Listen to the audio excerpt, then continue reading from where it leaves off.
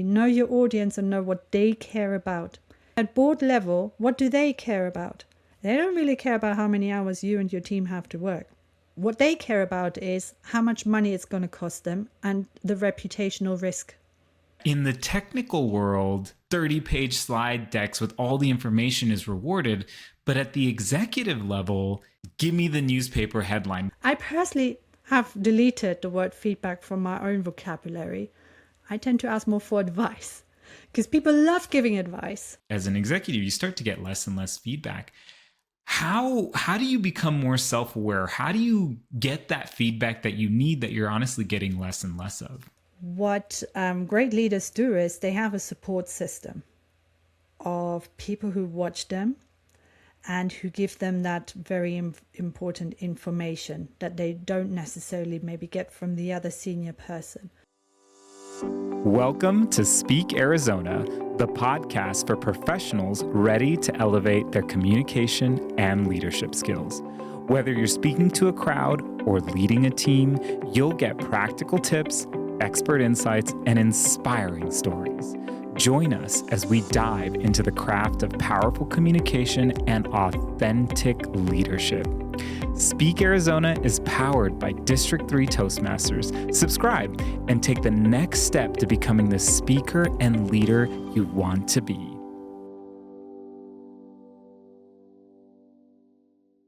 Welcome to Speak Arizona, a podcast dedicated to empowering you to find your voice. Hi, I'm your host, Rupesh Barbu. I help technical experts upgrade from being the smartest person in the room to the most influential, one conversation at a time. It's rare that your knowledge determines your success. It's how you show up, how you read the room, and how you speak when stakes are high and the political signals are subtle. I've seen this firsthand. I once worked with a rising star executive who lost credibility overnight.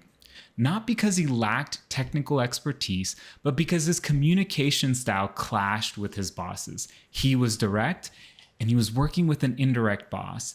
He was high on clarity, and his boss high context. Western communication style meant Eastern. Today's guest works exactly at that intersection. Bianca Riemer, a former top-ranked Morgan Stanley analyst who now advises CEOs, CFOs, partners, and directors in financial services and high-pressure environments. In this conversation, we'll explore executive presence, how leaders build self-awareness, and how to speak up without self-sabotaging. Bianca, welcome to Speak Arizona.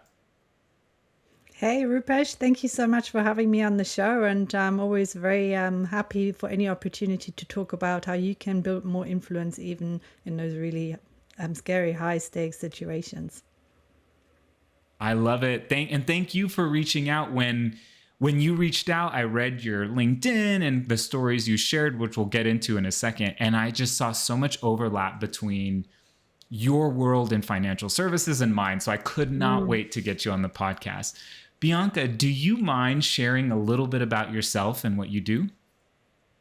Yeah, absolutely. So I work with individuals mainly in financial services who are making that step up the ladder where they're not just leading a team anymore, but also having to influence people cross-sectorally, either in their own company or outside of their company, and really work at that director level where it's a completely different mindset, where you're showing up as an executive, where you're no longer representing your team, but you're representing the company. So you're showing up as a strategic person, you're being seen differently by other people, and I help people make that step faster so that they can start excelling in their new role much faster than they would otherwise have done. Selfishly, I wish we met 10 years ago, 5 years ago when I started moving into those roles. Yes, it can make a big difference to whether you have somebody who's walking with you or not. So yes. Yes. And one of my favorite Dale Carnegie quotes, and I'm going to read it here.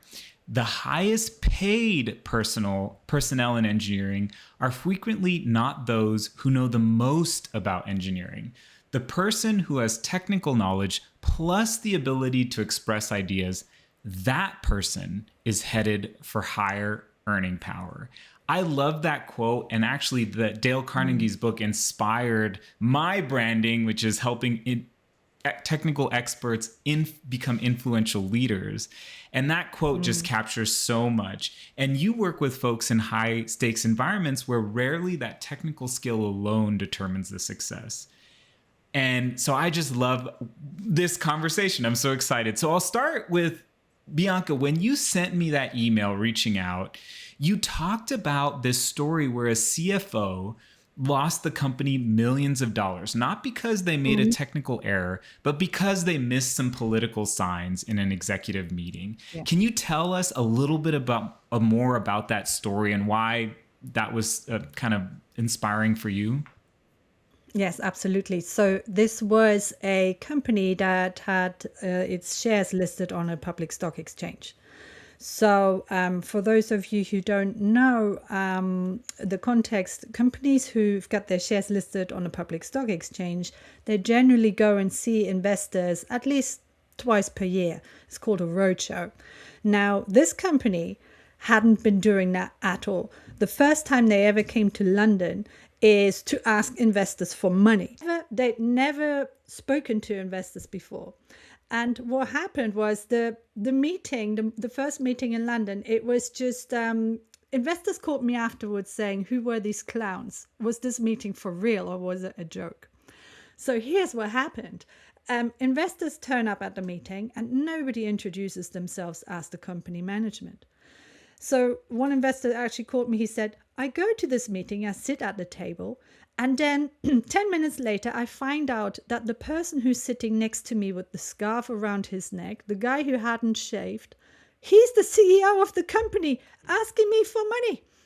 So, so the management team, including the CEO, but also the new CFO, never introduced themselves formally to people at the beginning of the meeting.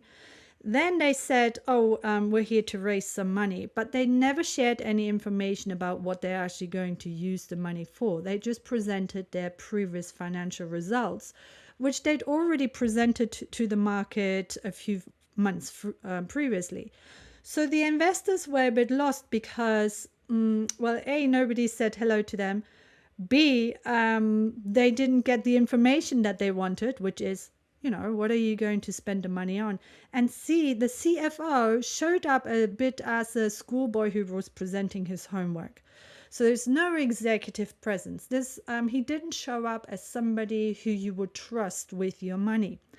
And the biggest shocker that came from me afterwards, so I spent some time with the management team after the presentation, was that the CFO seemed to think that just because he was the CFO of a listed company, he seemed to think that it was investors' responsibility to give him money. Without him ever explaining, here's what we're going to do with the money, here's why you should trust me. So he didn't realize that he had a responsibility to build trust with investors, to prove to them that he was reliable and a good steward of their money, and also to actually speak to them in the language that they wanted to be spoken to, and in a way that they wanted to be spoken to. So he didn't know his audience. He did not invest in how he was showing up. People thought he was a little schoolboy presenting his homework. And he completely missed the fact that, you have to explain to people what you're going to use the money for, because investors, by default, their job is to be skeptical. Their job is to assess whether this is a good use of their money.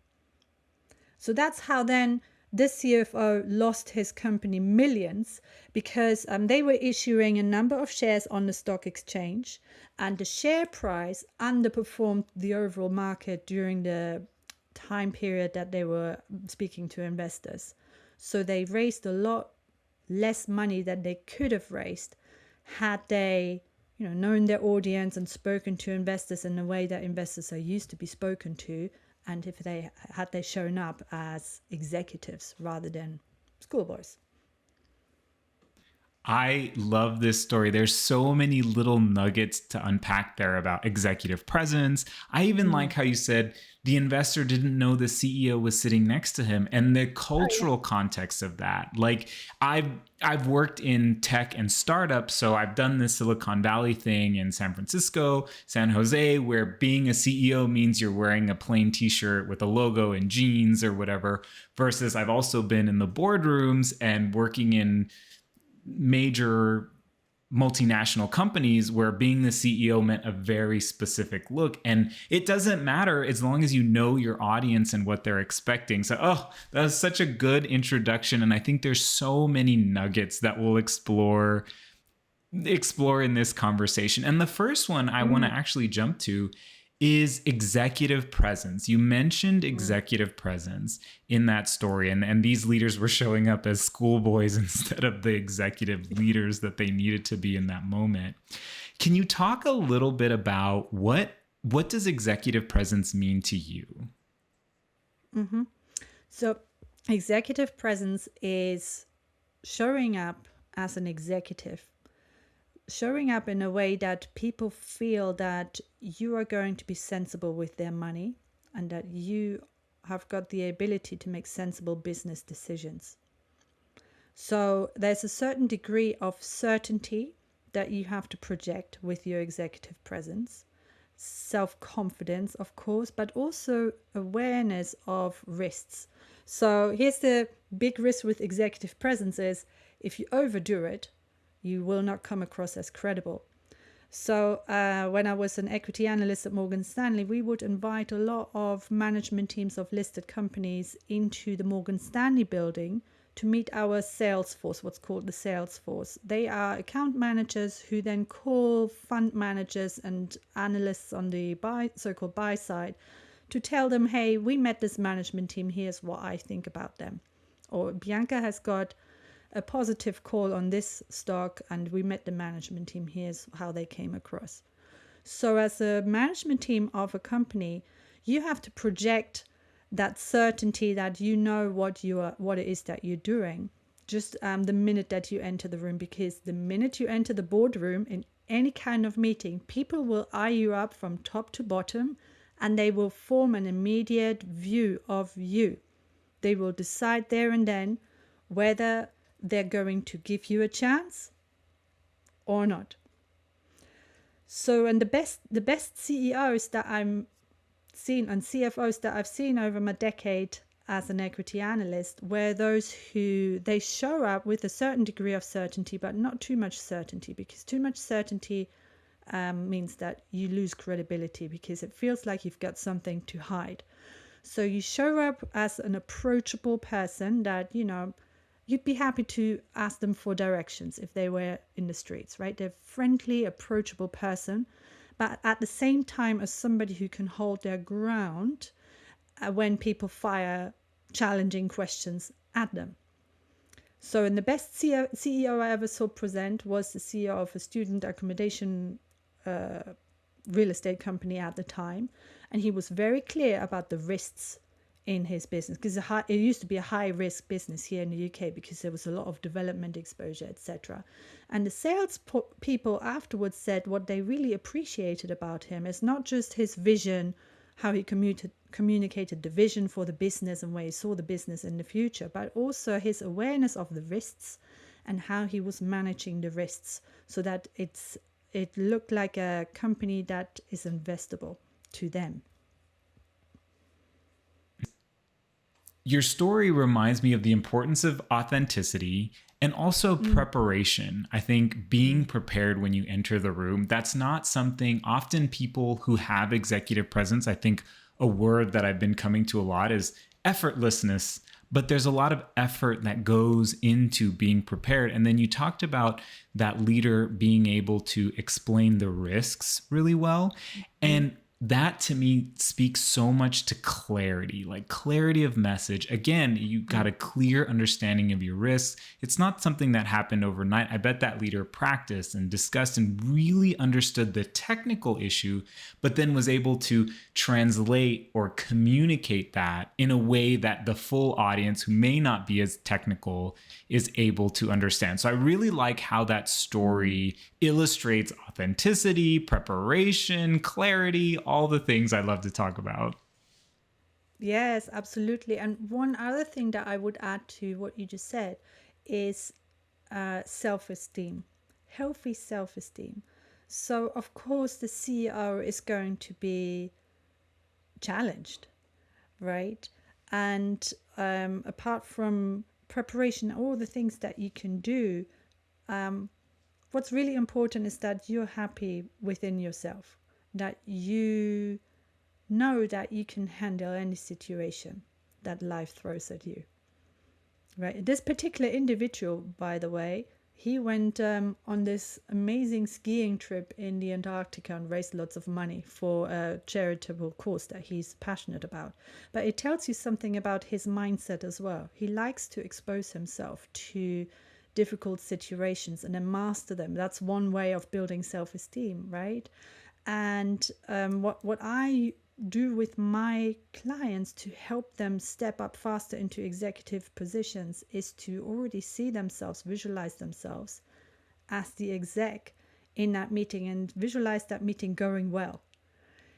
Even though there's going to be surprises, curveballs in the meeting, right? There's going to be questions that they hadn't prepared for.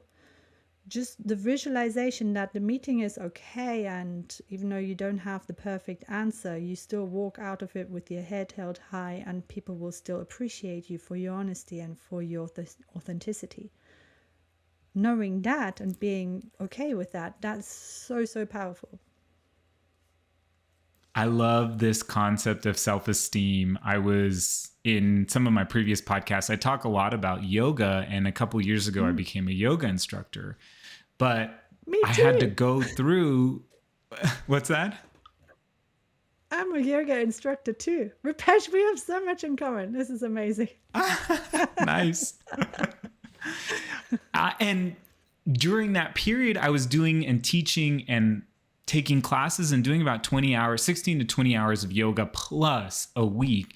And obviously, being physical in that way, my body started changing and I started getting a lot of confidence, self-esteem and self-confidence out of this thing that I was more comfortable just being in spaces because I was so much more physically fit, and that bled into other areas and how I communicated and just feeling confident. And so I loved how you brought that up, because when you build self-confidence, it doesn't necessarily have to be, I mean, it should. I mean, if you're an executive, you want to build self-confidence and communication and different things, but you can also build self-confidence in other areas, and it bleeds through because you've got this skill set or you've got this thing, and it blends into different areas. So I love that. And it leads me to my next question, which is building that self-confidence when there's newer technical leaders that are moving into executive roles.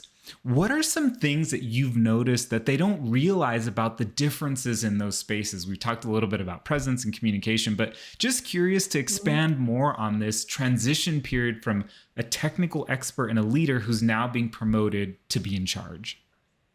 Yes.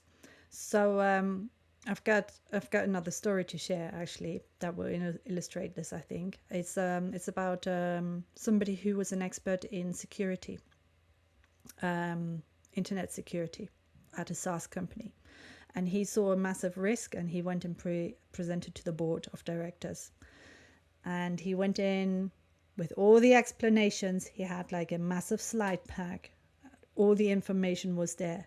He presented all the information to the board of directors. He said, this is really important. He explained all the detail to them, and they said, thank you so much, we'll think about it. And then, several months later, when he started working with me, they were still thinking about it, unfortunately. So we changed his approach. The first thing was have the mindset of the expert. You don't need to prove that you're the expert anymore. The sheer fact that the board wants to speak to you about your recommendation is proof that that they see you as the expert.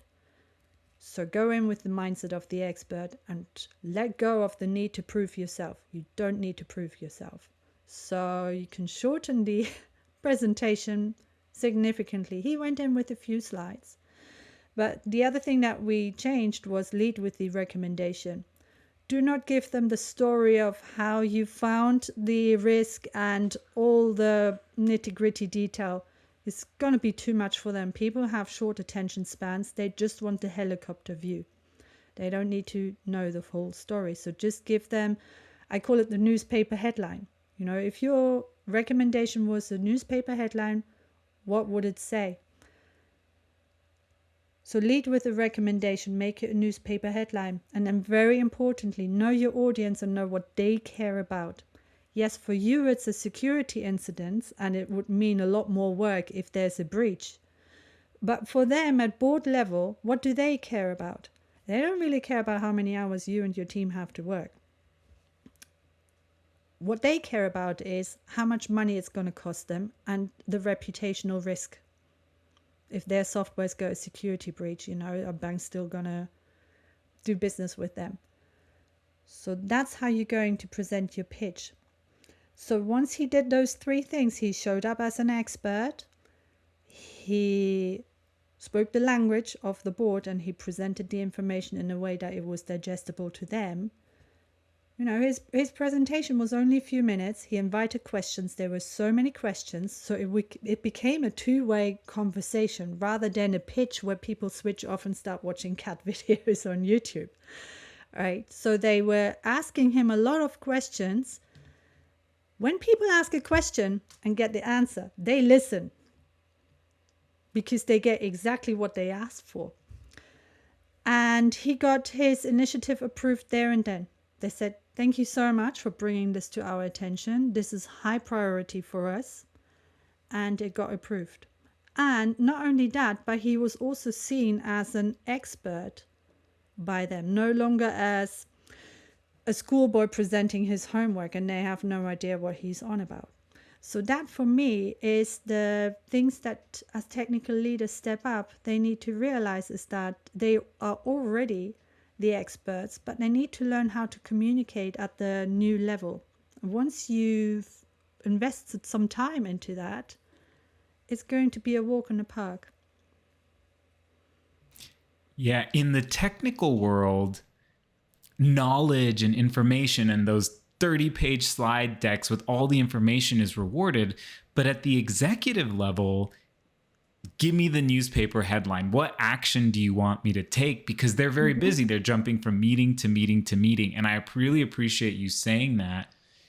Is get to the point. Tell me what I need to know so I can go take action. I've hired you so you know all of these things. I don't need to know all these things. And that's such an important story you shared about that transition of being that technical expert, but being a leader and speaking to executives or being an executive and that transition. Yes, absolutely.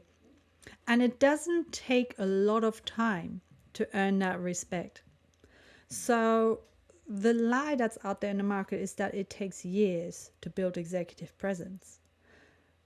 But if you invest in the right tools and techniques, it can be as little as one coaching session, right? If you're willing to actually give it a go.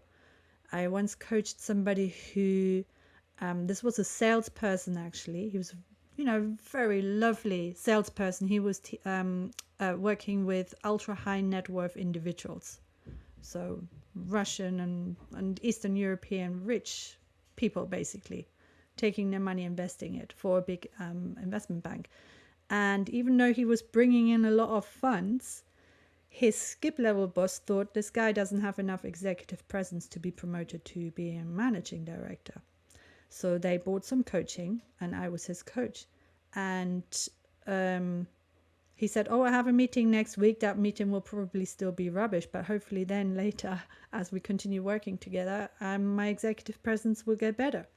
Now, he did all the tools that I gave him. He used all the tools I gave him in that meeting. And his skip level boss was like, oh, wow, this guy is like a completely new person. And, he went on the list, on the promotion list for managing directors because he had made it his own, the executive presence tips. He changed his mindset, he changed his body posture, he took a sip of water before he spoke, like he just done, Rupesh, right? And one thing I teach people is stand with your legs wide apart because it helps you feel grounded. And it's an Amy Cuddy power pose thing. Together then with the things of keeping some saliva in your mouth and deep breathing and telling yourself that you're a badass or whatever the self-talk is.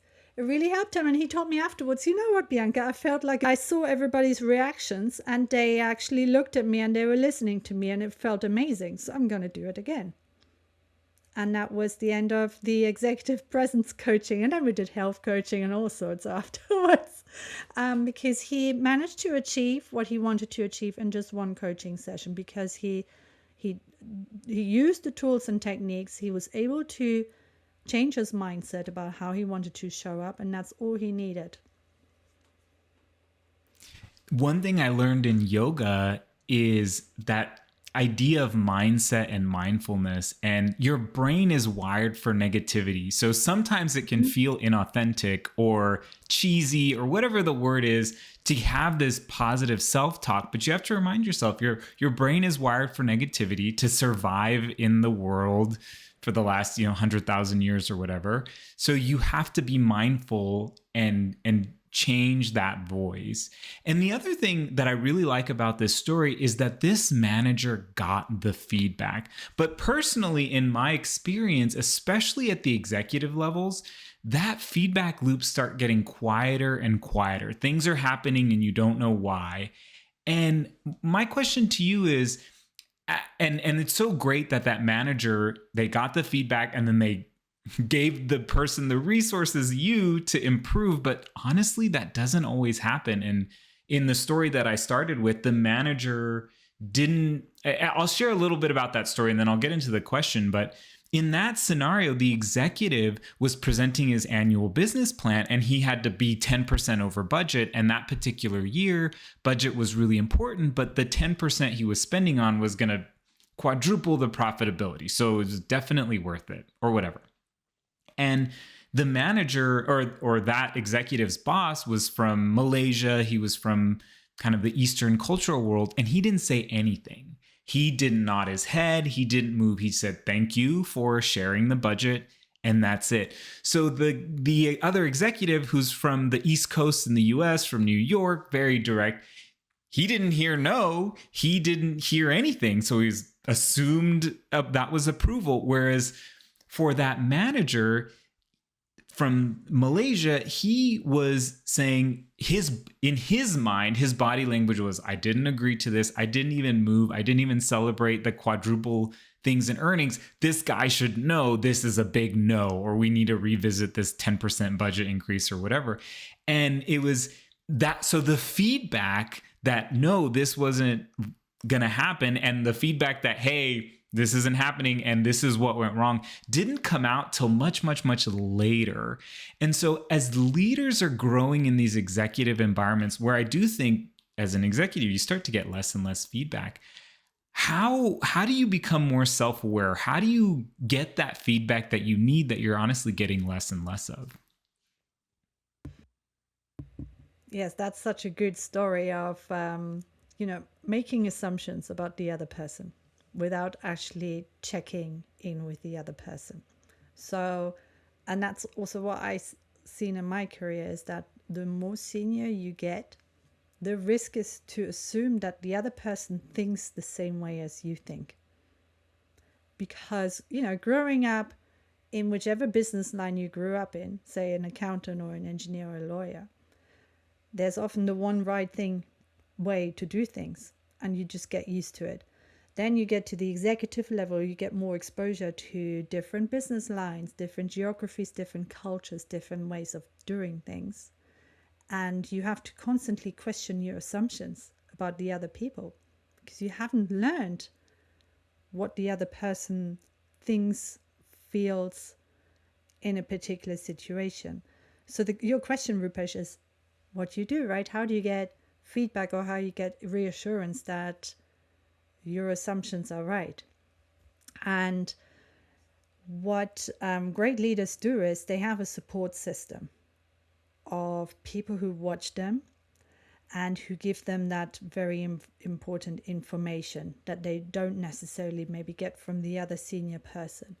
So what does a support network look like? It's somebody who maybe is a peer of you, or say, and it might be an assistant or a more junior person, and you enroll them before the meeting, and you say, hey, I'm working on this and this skill. For example, I'm working on my intercultural intelligence. So in this meeting, would you mind paying specific attention to how I'm interacting with this person from the other part of the world, from a different cultural background? And can you tell me afterwards how I did on these things? You list them out. If you're already aware of something, you list them out and you say to the other person, I'd really be really appreciative if you could pay special attention to this, and then tell me afterwards how I did. And I'm prepared to do the same for you. Right? And that's the way to ask for feedback, is to tell the person before the meeting, this is what I want you to pay attention to, and would you mind doing that? And I really appreciate your help with this. And then afterwards you approach them after the meeting and say, okay, I'm really curious what you picked up. And people are generally very happy to share positive things first. So you ask them about the positive things. What did I do well? People are very happy to share that, right? Because they like to be the messenger of good news. And then, but once they've told you X good things, then they'll also be more willing to say, oh, I noticed this thing didn't go so well. You frowned when he was smiling, or whatever it is that they noticed. They'll be more willing to tell you, the not so good things that happened, and then hopefully they also have some advice on what you can do differently next time. And that will be very useful developmental feedback for you that you probably wouldn't get otherwise, because the Asian person's never going to tell you directly what they felt you did wrong, because they may not even have noticed it themselves, right? Because they may be stuck in their own version of assumptions about how things should be.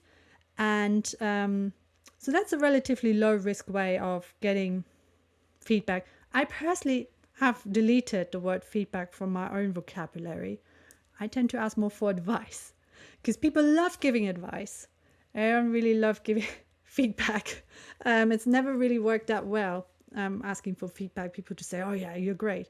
If you ask them for advice, they may come up with some more useful things about the future as well. And then hopefully at some point you be able to actually speak to the other senior person in like a one-on-one, because that's where you can really create connection. It's very hard to create connection with somebody in a public forum with lots of other people present, because you're more in presenting mode rather than in one-on-one connecting mode. So take whatever opportunity you get to actually connect with that person. Maybe have, if you have the opportunity to meet them in person, and go and have a meal together, or an activity or a walk together, so that you can actually connect. And then the more we connect with people and we understand and see the world through their eyes, the more forgiving we tend to be with these cultural misunderstandings, or however you want to call them, assumptions, etc. So many good tips there. I really like what you said about asking someone for specific feedback. I'm in the public speaking world, and we're just going through, as we record this, contest season for Toastmasters, and people after the fact will ask me for feedback, and I'm like, I wish you would have told me before, and I wish you would have been specific, like which thing you want me to look for, because I might be looking at this and you're not interested in vocal variety. You want me to look at the intro or the conclusion.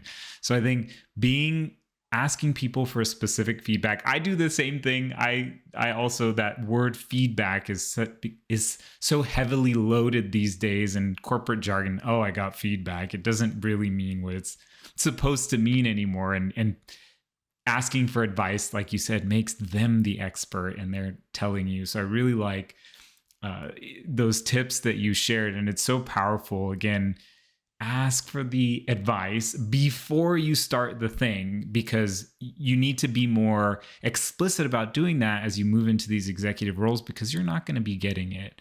And and that kind of leads me to my next question. You talked at the end there where you said it's really important to have these one-on-one, eventually, with executives and hierarchy and whatever, it is important to develop these relationships one-on-one. And one question I had for you is, in these meetings with executives, let's say you have some difficult news or you want to give some honest feedback, but it can feel like career suicide. As an executive, it's really important to share these difficult messages. This is part of your role. So what advice do you give, or how do you balance giving that direct feedback or advice versus managing the politics of the situation? You're telling the CEO that his idea is all wrong or something's not going right. What are some strategies you give to newer executives to manage those difficult landscapes? You lead with a positive intention. So what's a positive intention? It's you see something going pear-shaped and you lead with the positive intention. So say I was once coaching somebody in supply chain, and she had a colleague badmouth her and her team behind her back. So a colleague from sales. So it's a peer. And saying nasty things about her and her team. So she needed to confront him, but in a way that wouldn't turn into a shouting match. And this was in a culture where people are very direct and where they have shouting matches. So what we did was, first of all, you have to clear your emotional library of any grudges that you hold against that person. So that may not necessarily be necessary, or you may not be holding any grudges, but if you do, like she did in this case, she had to do some serious work on clearing her grudges against this guy because he was being very unprofessional. And there's a technique I shared with her, and she went off and did some meditation. Right, you can do yoga. You do something that really flushes things out of your system. So she went and did that.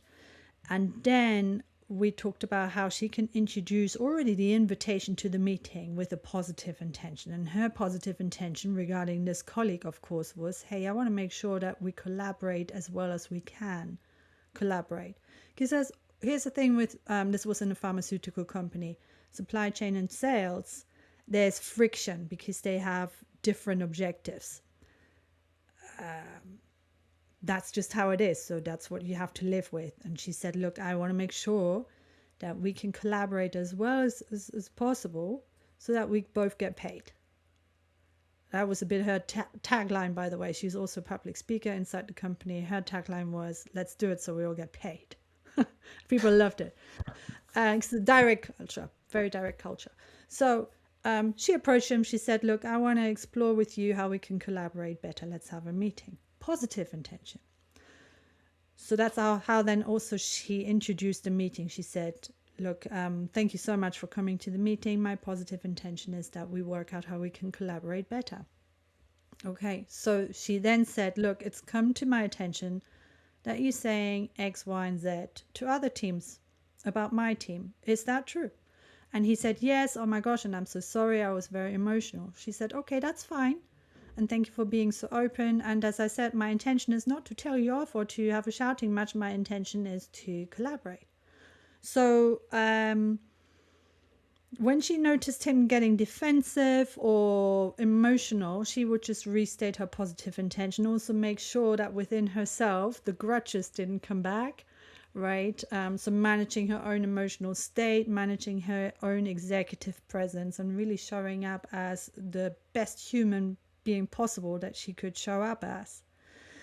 And she was very surprised afterwards. She told me how collaborative this person was.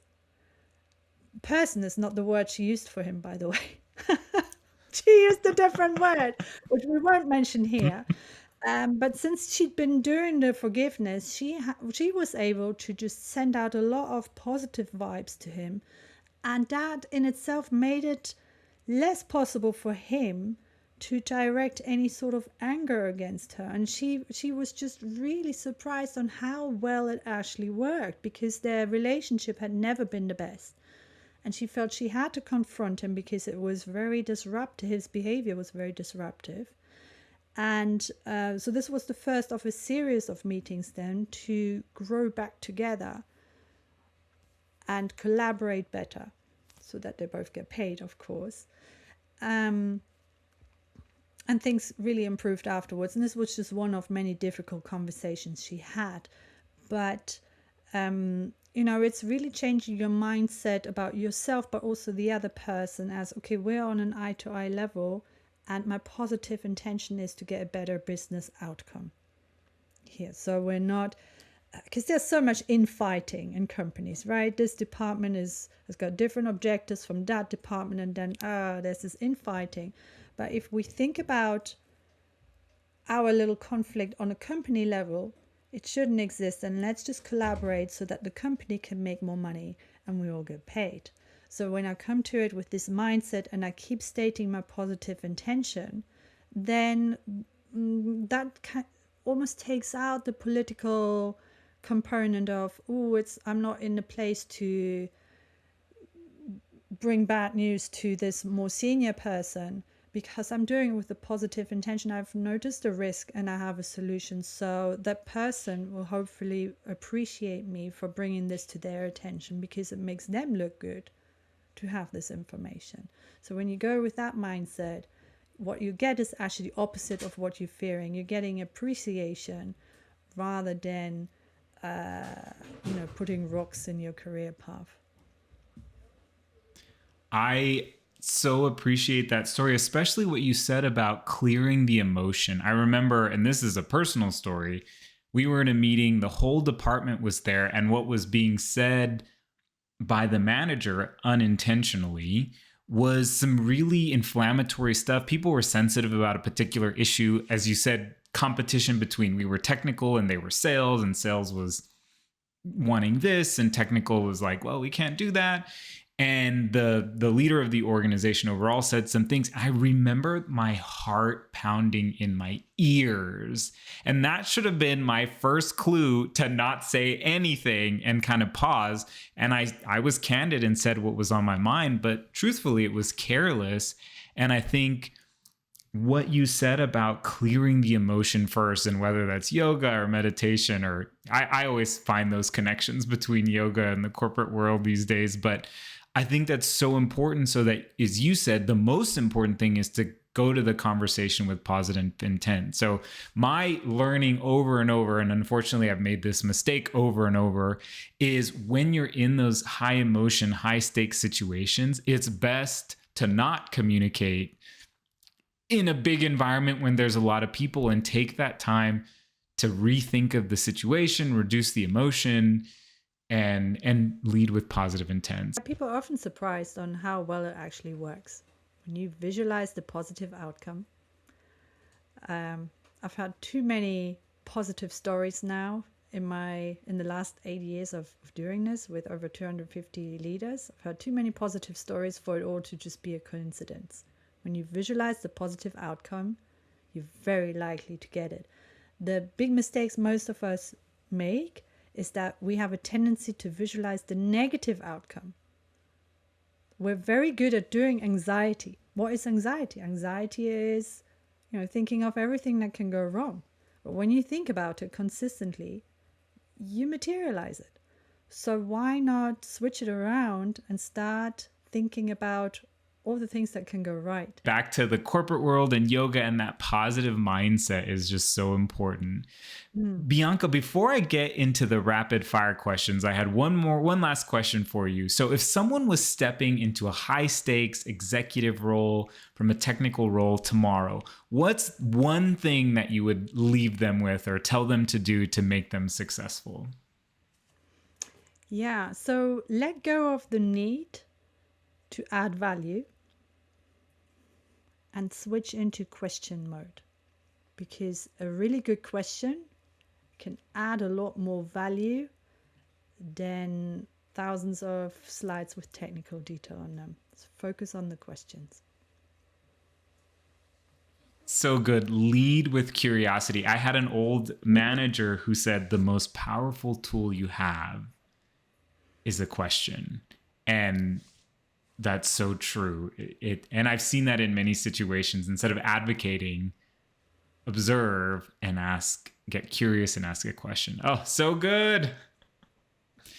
Bianca, what book, article, or podcast has inspired you recently? Yeah, I loved reading about Elon Musk saying that in the future people will work because they choose to work. And they will just, it was amazing. It will just, because work is something that people choose to do. Just like some people grow vegetables in their garden, despite the fact that it's easier to buy vegetables in the store, but some people still decide to grow vegetables in their garden because they enjoy it. And he said the same will be true about work in the future. Some people will choose to work because they enjoy it. And I think what a beautiful world that would be if people get to choose what they do because they enjoy it. So I like to think more about that and hopefully visualize a beautiful world that we can all thrive in the future. Great. We are a public speaking podcast. So what is one thing you'd wish public speakers would stop doing, or what's that pet peeve that bugs you when the public speaker is on stage? I don't think I have any. I just love public speaking. I just enjoy whatever is there and go with the flow. That's good. I need to be more like you and not, I can get very nitpicky because I'm often in the space coaching people. I'm like, no, why did you do that? I need to be more open-minded. What is your go-to way to collaborate? Do you like in-person, email, Zooms, Teams, Slacks, text, or do you hate any of those? I love in person because that's when you experience the other person so much more and it's just so much easier to connect with them. Love it. Bianca, what was your last major public speaking gig and what did you learn from it? Yeah, so I spoke in front of an audience of 400 women at a Women in Tech Roundabout event here in London. And what I learned from it was that your talk becomes so much more memorable the more you involve the audience. So if you get to really involve the audience and get them to share their experiences, they appreciate it so much more because they're actively engaged in it. And after that talk where I just got them to do an exercise and got them to share, it was all over LinkedIn. They're all commenting on how much they enjoyed it. So it was great for me because there was less pressure on me, and at the same time they enjoyed it so much more and they got so much from it. Involve the audience. Excellent strategic move for engagement. And like you said, there's less on you. I love it. And last question, what's one piece of advice you'd give to a new public speaker? Visualize yourself connecting with the audience and visualize it going just right. Because whatever you say and speak, think and speak consistently will tend to materialize. Beautiful. That's so great. Bianca, if people wanted to connect with you, learn more about your story, what's the best way? What are your socials? Yeah, so they can find me on my website, biancariemer.com, and I'm mainly on LinkedIn, also Bianca Riemer. Perfect. We will include that in the show notes. Well, thank you so much again for your time, Bianca. This was such a powerful conversation for technical people, for executives, for people trying to improve. I loved it. Thank you all for tuning in. If you want to hear more, hit that subscribe button. And until next time, we encourage you to speak Arizona.